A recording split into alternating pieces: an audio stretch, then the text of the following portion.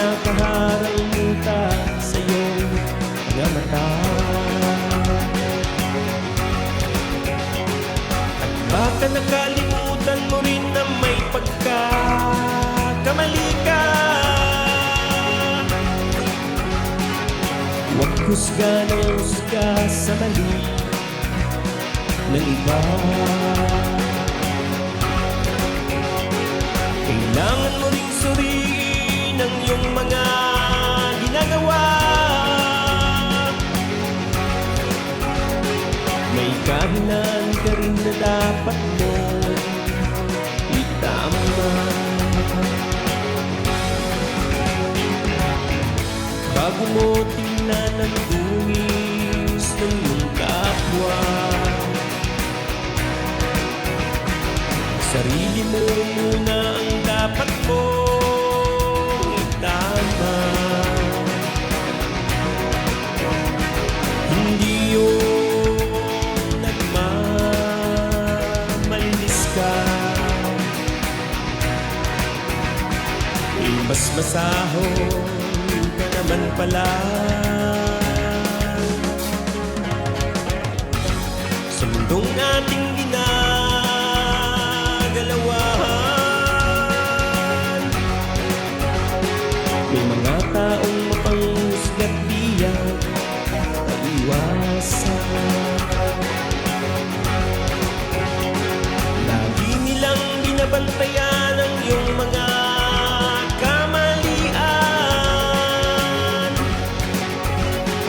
Hindi nila nakikita ang kanilang mga pagkukulang.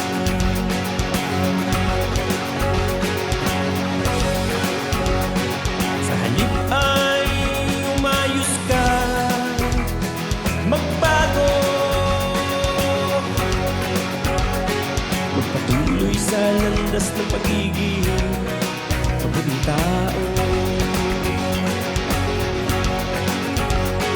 Handang tumanggap sa mga pagkakamali, matuto.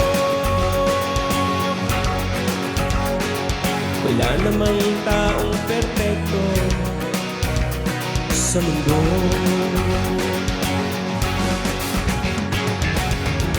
Bago mo tingnan ang dungis ng iyong kapwa,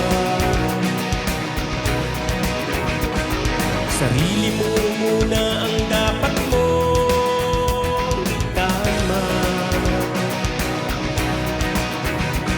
Hindi yung nagmamalinis ka,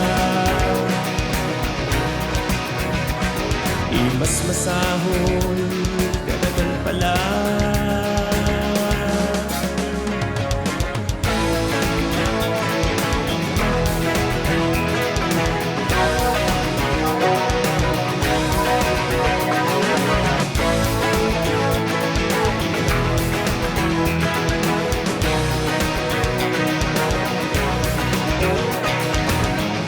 Bago mo tingnan ang dungis ng iyong kapwa,